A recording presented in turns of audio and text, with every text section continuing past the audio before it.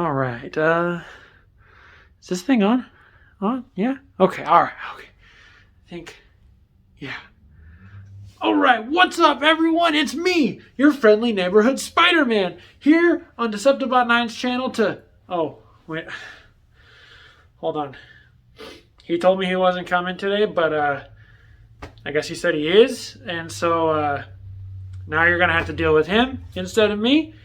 He paid me to be here, so I get my pay for the whole day. I get my pay for the whole day, right?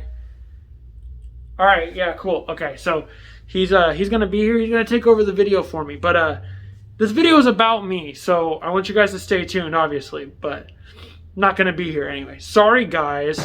He had to go ahead and ruin it. All right, anyway, that's enough of me. Spider-Man out.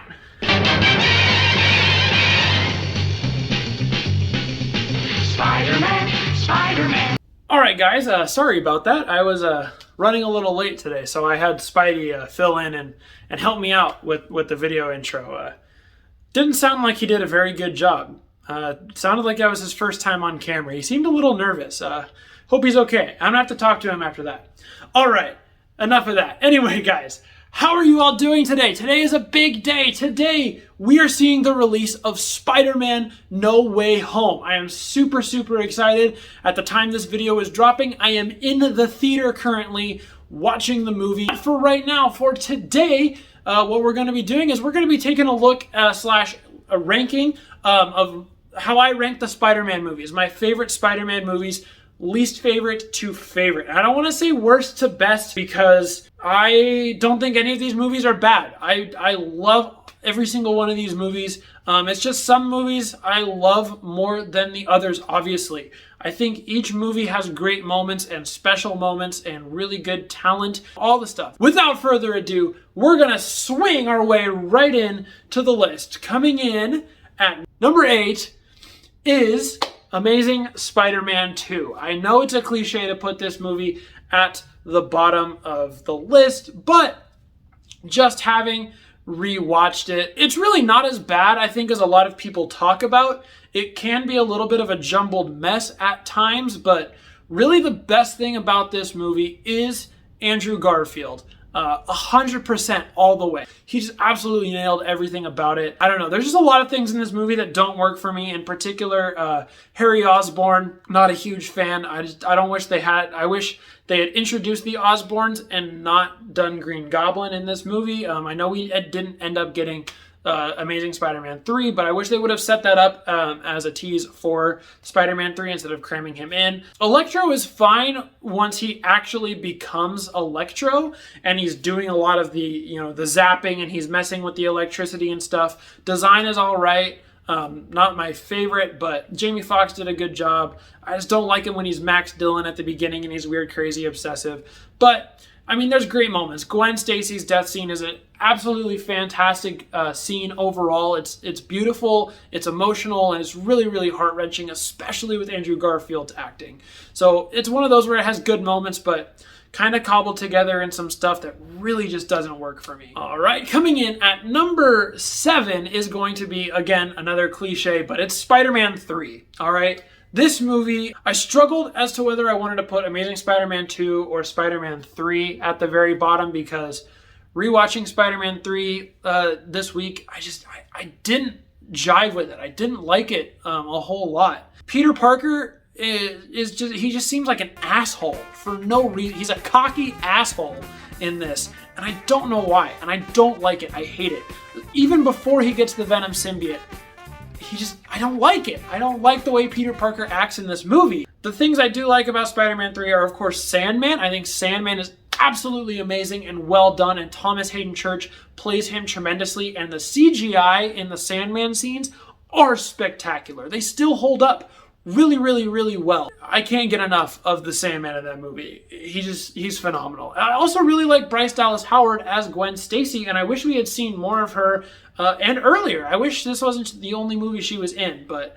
And then, of course, we get Venom, who, when Eddie Brock is wearing the costume, is not great, but I think when he's just a symbiote by himself, he looks pretty spectacular. And, of course, we see Harry Osborn's arc resolved in this. I don't like it. Coming in at number 6, I kind of surprised myself to put this so low on the list, but Spider-Man Homecoming. Now, I really, really like Spider-Man Homecoming a lot, but rewatching all the Spider-Man movies back to back, there was something about it that it was missing as a first Spider-Man movie. And I know we all didn't want to see the origin story again, but I think it was kind of lacking that. And it might be the Uncle Ben part, right? I'm one who's always kind of been like, it's kind of weird that we haven't seen Uncle Ben. But now I'm kind of realizing that it is lacking, especially watching the other two first Spider-Man movies. It is really lacking not having that anchor there. And I don't know. I do really like Homecoming. I really like Michael Keaton as the Vulture. Again, Tom Holland as Peter Parker and Spider-Man is absolutely fantastic. I love the high school aspect. I love the banter. It's funny. It's witty. I really like all that stuff. It just, watching all of them back to back, it feels like it's lacking something, and I'm not quite sure if I can pinpoint what that is. All right, we've broken into the top 5, and coming in at number 5 is Amazing Spider-Man. Every time I watch this movie, I think I like it more and more and more. So if I do this list again in a year and I've watched Amazing Spider-Man a couple more times, this movie might go way higher because I freaking love it, man. Every time I watch it, I find something to like about it more. Andrew Garfield, like I said, fantastic as Spider-Man and as Peter Parker. A lot of people were giving his Peter Parker shit because he's not nerdy, he's not awkward, but he might not be traditionally nerdy, but he is a little awkward. He fumbles a lot in his building his relationship with Gwen. And she kind of carries that relationship in the beginning, and he's kind of awkward and trying to figure his way through it. But we see he's a science genius, and he's getting bullied, and he's getting picked on. And I love Uncle Ben in this movie as well. I love Michael Sheen. Of course, I love the actor from, I'm blanking on his name right now, but I love the actor from Spider-Man 1, so I'll have to add that in here. But I don't know. I just really like Michael Sheen's take on Uncle Ben. And of course, his "with great power comes great responsibility" speech isn't anywhere as near, as prophetic and profound per se as the old Uncle Ben's, but it is what it is. And I love the Lizard. The Lizard is one of my favorite Spider-Man villains, and I'm so glad he was in this movie as the main villain. I wish the design was a little bit different, but I think Rhys Ifrans, I think that's how you say his name, did a great job as Kurt Connors and as the Lizard. And I'm really hoping that one day we kind of get to see the Raimi version, or get to see Dylan Baker's Kurt Connors get resolved as a Lizard. I think that would be really neat. Coming in at number 4 is, of course, the original Spider-Man, a movie that really gave us the superhero film genre as we know it today, or one of the ones. This movie is just great. It is dated, and it does feel very dated. It feels very early 2000s, obviously, but I mean, so did the X-Men movies, and the first 2 X-Men movies still hold up, so that's not really a huge complaint. I mean, Tobey Maguire, yes, he looks a little old to be in high school, but he plays the part well enough that sometimes you can forget about it. There's certain moments where you definitely don't forget about it, but he's fine. He's all right. We got to talk about, though, Willem Dafoe as the Green Goblin is easily one of the best comic book villains put into live action. Still to this day, he is fantastic. Willem Dafoe as Norman Osborn and the Green Goblin playing that Jekyll and Hyde duality is some of my favorite stuff I've ever seen in any comic book movie. And this movie overall also is just a ton of fun, right? This movie's fun.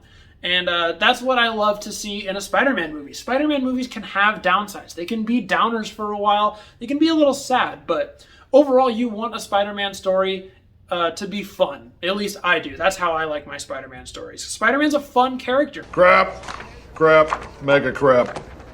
I'll give you $200 for all of them. All right, coming in at number 3 this is going to be a controversial one. Hot take, Spider-Man Far From Home. I know a lot of people lately have been kind of dogging on Far From Home, not really like it all that much. I love Far From Home, partly because my favorite Spider-Man villain, Mysterio, is the main villain of Spider-Man Far From Home, and I think every scene that he's in is absolutely fantastic. I think Jake Gyllenhaal absolutely nails Quentin Beck, and the costume design looks great. I think all of his scenes, especially the scenes where he's getting in Peter Parker's head, the ones, the illusion scenes, are spectacular. I think Tom Holland does a great job overall in this movie as well. I think Spider-Man and Peter Parker have a great arc of self-discovery in this movie as well, which is really going to shine going into this next movie and the future of Spider-Man in the MCU. All right, coming in at number 2,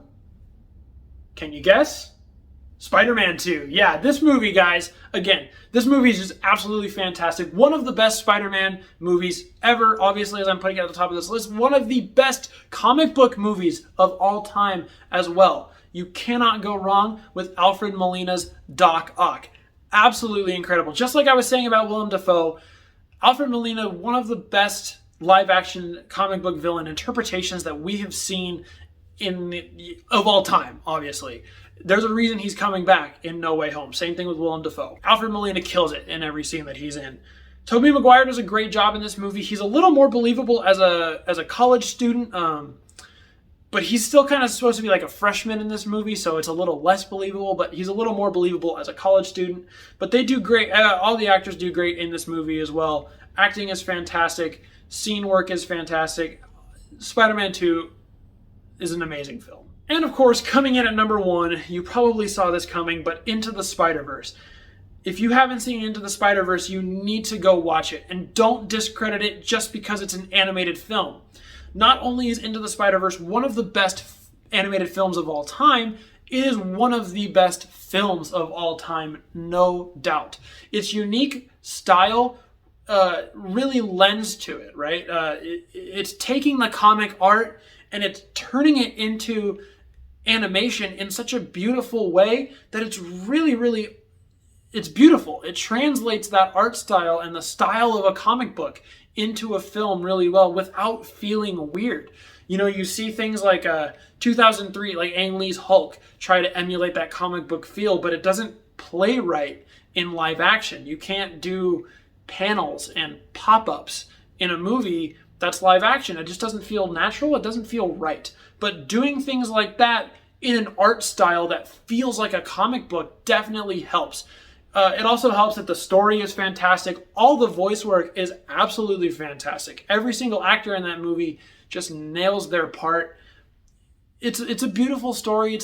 It's a great movie overall, and I'm really glad that it has come out and invigorated some of this love for characters like Miles Morales, who, I mean, he was a popular character before the movie, but this movie really made him a big character, right? And it really took his character and made it their own and kind of made it into a better version of the original Miles Morales as well. So Into the Spider-Verse is one of my top 5 favorite movies of all time as well.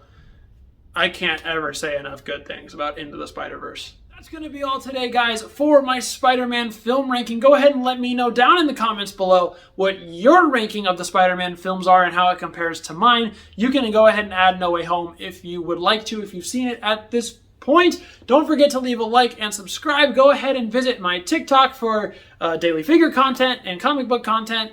And that's all I've got for you guys today. Thank you all for watching all the way to the end. See you later.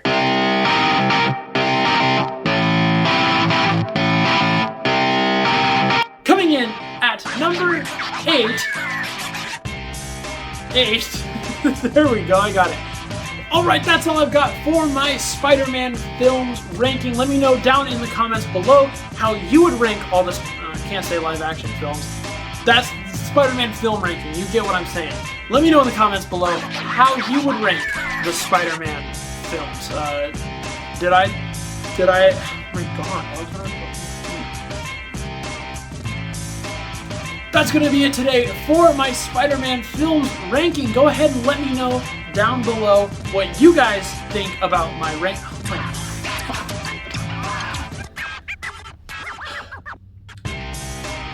That's going to be all today.